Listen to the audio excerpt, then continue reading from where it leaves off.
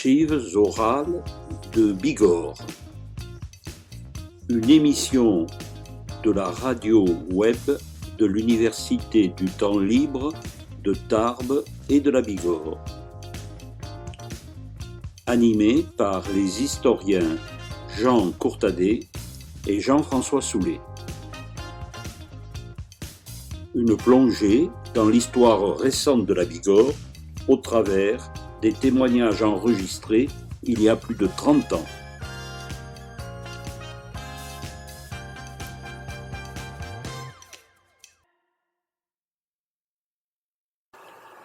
Nous avons déjà fait connaissance avec José Marthe quand nous le rencontrons le 12 novembre 1983. Il a 39 ans, donc il est très jeune. Il vit à Lourdes. Il est le fils d'hôtelier lourdais. Et il nous raconte d'emblée sa fascination pour le général de Gaulle. Il nous a dit moi j'ai eu le coup de foudre pour de Gaulle.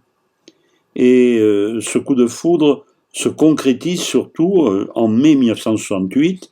José Marthe est à Lourdes et il souffre de voir la France délitée et il deviendra plus que jamais gaulliste. Il essaiera de rencontrer donc un représentant du mouvement UDR, ce sera Paul Tillard, et à partir de ce moment-là, il va former un groupe de jeunes gaullistes à Lourdes et il va militer. Quand donc nous le rencontrons en 83, cela fait 7 ans qu'il a été élu au Conseil général et il restera élu constamment, élu de Lourdes, au Conseil général, puis au Conseil départemental de 1976 jusqu'à cette année 2021.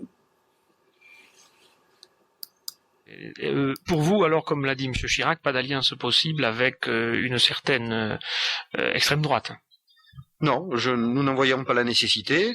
Et puis, je dirais qu'à une époque, nous trouvons même très sain qu'il y ait une extrême droite. Au moins, nos adversaires ne peuvent pas nous taxer d'être à l'extrême droite. Parce que s'il n'y avait pas d'extrême droite, on nous traiterait de gens d'extrême droite. Mais je vous dis à quel point, et je n'ai pas encore 40 ans, à quel point ce langage de droite-gauche, ce débat de droite-gauche, qui est un débat idéologique d'affrontement entre la droite et la gauche, pour moi, pour les gens de ma génération, actuellement, je me sens pas concerné ni impliqué par cette affaire. Être un homme de droite, pour ce qui me concerne à mon âge, ça ne signifie rien, ça ne représente rien. Est-ce que vous avez une définition de la gauche alors? Mais, pas davantage. Pas davantage. Politique en 1968. Et bon, à partir de ce moment-là, j'ai d'abord, dans un premier temps, gravi les échelons au sein du mouvement UDR à l'époque. J'ai d'abord été responsable local et puis très vite responsable de la circonscription, puisque notre mouvement est organisé selon les circonscriptions législatives. Il y a un responsable par circonscription.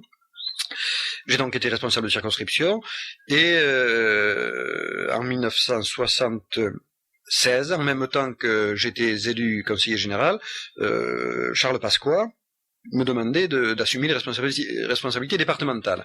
En même temps que, donc voilà, si vous voulez, d'un point de vue interne, politique, responsable local, circonscription et en 1976, responsable départemental. Et sur le plan électif, j'ai d'abord été le suppléant de Tillard aux élections législatives de 73. Et puis Tillard a été battu par Abadi. Et je me suis présenté une première fois, car rien n'est facile pour nous dans ces départements, mais nous sommes persévérants, et nous nous battons parce que nous croyons nos idées, pas pour faire carrière, mais la persévérance finit toujours par être récompensée quand même. Je me suis quand même présenté là une première fois en 1973 aux élections cantonales lors de la création de 300 ou 400 cantons nouveaux en France, dans le nouveau canton de Lourdes-Ouest créé, où j'ai été battu par Jacques Bernadette de 200 voix ou 250 voix, et ce canton a été tiré au sort, a été mis à renouvellement en 1976. Et j'ai persévéré, et en 1976, me représentant, au second tour, j'ai battu Jacques Bernadette à cette époque-là. Et puis après, ça a été donc l'enchaînement municipal, puisqu'en 77, j'ai conduit la liste face à Abadi, et puis puis en législative, j'ai porté les couleurs du mouvement, et en mars 82, j'ai été réélu là, dès le premier tour dans le canton de Lourdes-Ouest, et au mois de mars dernier, je conduisais la liste UDR, RPR, UDF, et donc j'accédais de par la nouvelle loi, telle que nous la connaissons, à des responsabilités municipales.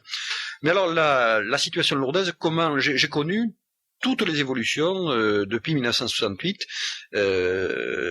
Au point de vue lourdais, j'ai connu toutes les transformations importantes de l'histoire contemporaine de la ville de Lourdes, puisqu'en 68, il y avait à Lourdes un maire qui s'appelait, une municipalité modérée, un maire qui s'appelait Lacaze.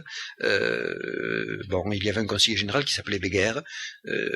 C'est-à-dire qu'à l'époque, la ville de Lourdes était représentée au niveau de ses élus, et municipaux et départementaux, par ce que l'on appelait les dynasties. Les dynasties, puisque depuis de la libération aux années 70, les responsabilités locales, municipales et départementales ont été assumées par des modérés, donc des grandes familles. Alors là, la grande bourgeoisie lourdaise, la banque Béguerre, l'entreprise, la banque Lacaze, l'entreprise Béguerre, les quelques deux ou trois grandes familles, deux ou trois grandes fortunes lourdaises, donc, qui se battaient entre elles d'ailleurs, puisqu'il y a eu des affrontements électoraux Béguerre-Lacaze, Lacaze-Béguerre, se partager le pouvoir local.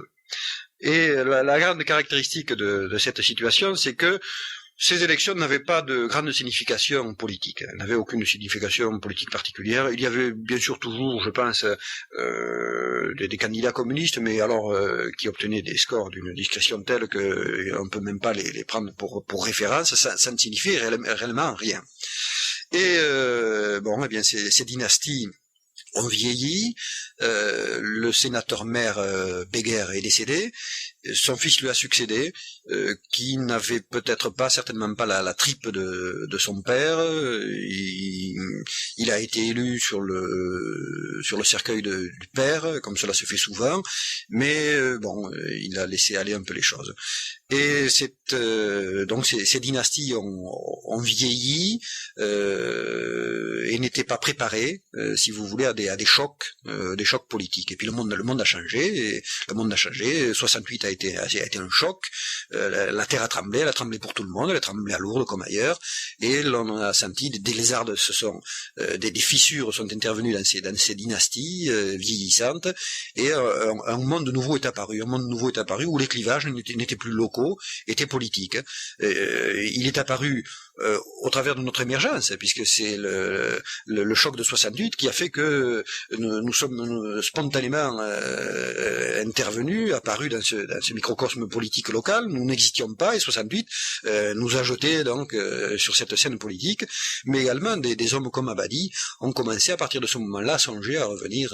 Abadi avait quitté Lourdes, il était à Paris, mais Abadi a songé lui aussi à revenir ici, où semble-t-il il s'est passé quelque chose, il y avait une fin de dynastie.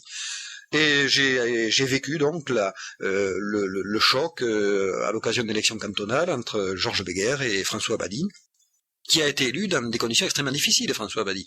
Au second tour, il a battu Béguerre, et simplement de 150 voix, quelque chose comme ça, oui, peut-être 200 voix, tout au plus. Et puis ça a été donc l'arrivée, le retour d'Abadi à Lourdes a été marqué, à sanctionner définitivement la fin de ce monde dont je vous parlais, qui était la fin des dynasties. Et l'arrivée d'Abadi, au travers de cette cantonale gagnée difficilement, marque donc le début d'une ère nouvelle, d'une ère où les chocs sont désormais politiques. Abadi étant le leader du MRG d'abord, des socialistes dans un second cercle et des communistes dans un troisième cercle, puisque au second tour, Abadi quand même bénéficie du report des voix communistes. Et nous qui avons constitué ici un mouvement politique qui, avant mai 1968, n'existait pas. Alors voilà, si vous voulez, ce qu'a été 68 aussi, avec les retombées importantes pour une ville comme Lourdes, où les affrontements n'étaient pas du tout de cette nature. 68 et jusqu'aux années 60, ça a été en 70, quand eut lieu ces élections, où Abadi a donc désarçonné, et désarçonné définitivement, puisque l'année suivante, il balayait la case. Voilà donc un peu quelles ont été les conséquences immédiates de 68 au travers de la vie politique de cette ville de Lourdes, par l'arrivée de groupes et par des affrontements dont la caractéristique était tout à fait différente d'avant. Maintenant, ce sont donc des affrontements purement politiques. Il n'y a plus une spécificité lourdaise, si vous voulez. Longtemps, on disait que Lourdes était particulier, à part. Il n'y a plus une spécificité lourdaise. Lourdes a été normalisée, tout se passe ici comme ailleurs. Les affrontements sont politiques. Oui, mais êtes-vous sûr que quand même la situation à Lourdes, même si elle est devenue donc très politique, ressemble à la situation dans toutes les autres villes? Est-ce qu'il n'y a pas une spécificité lourdaise par le fait même d'ailleurs de François Abadi, qui n'appartient pas à une dynastie effectivement, mais qui a dont l'implantation, les parrainages correspondent quand même à un certain notabilisme, si je puis dire, je veux dire, il y a un fait Abadi quand même à Lourdes là. Oui, pardon. Je peux compléter. Oui, dans la mesure où, par exemple, lors de consultations de scrutins nationaux, si on enfermait, par exemple, si on enferme Abadi à gauche, c'est vrai qu'il obtient le soutien des communistes, mais enfin, lors des grands scrutins nationaux, la ville vote largement pour le RPR et pour l'UDF, on l'a vu au présidentiel, et François Abadi réussit malgré tout à se faire élire. Et cela, finalement, sans afficher un soutien, sans être réellement soutenu, on l'a vu dernière municipale, par le Parti socialiste ou le Parti communiste. Est-ce que aussi, tout en ayant fait un grand pas vers la politisation, n'est-il pas aussi non plus, ne bénéficie pas aussi non plus le soutien indirect ou de ce vieux clan? N'est-il pas aussi un des restes de ces vieux clans? C'est vrai que c'est curieux. J'ai dit qu'il y avait une normalisation, une certaine normalisation. C'est vrai, tout est relatif. Les évolutions, dans un laps de temps aussi court, ne sont pas aussi brutales que ce que je viens de dire. C'était un peu schématique, mon propos était schématique. Ce qui est certain, c'est que au niveau du profil des hommes, que ce soit Abadi ou que ce soit le leader que je suis, l'opposant local, au niveau du profil, de nos profils, nous n'avons plus aucune attache avec les dynasties. Puisque autant le profil Abadi que le mien, nous sommes issus, nos grands-parents étaient paysans ici dans cette terre lourdaise. Donc nos profils sont tout à fait différents. Ils ne sont ici issus ni de la banque ni du milieu d'affaires. Donc il y a une certaine analogie au niveau du profil. Mais c'est vrai que c'est pas aussi simple que cela, bien que l'évolution dont je vous parlais est évidente. Et vous faisiez référence tout à l'heure aux élections nationales. Je vous dirais que Giscard d'Estaing, lors des présidentielles de 81, a obtenu 55% des voix lourdes. Et parce qu'on finit par connaître les baromètres, lorsque j'ai su qu'à Lourdes il avait fait 55% des voix, j'ai dit il a perdu au plan national. Parce que normalement il aurait dû faire si réellement la situation était restée comme naguère, il aurait dû faire au bas mot 60% à Lourdes. Donc il y a eu quand même là aussi une sacrée évolution, et 55% il n'était pas possible, sachant ce que je sais des résultats lourdais, je savais que c'était très mauvais au plan national si à Lourdes il avait fait 55%. Mais c'est vrai qu'il y a quand même, bien que nous soyons en évolution dans le sens de ce que je vous dis, il y a quand même, ici et là, une spécificité lourdaise qui apparaît au travers de certains scrutins. Et on peut faire une comparaison avec une ville qui est proche, qui est celle de Tarbes. À Tarbes, si vous voulez, il y a des constantes dans les scrutins. Les grandes masses, si vous voulez, il y a toujours des franges qui font le résultat final, mais il y a quand même des constantes dans l'électorat.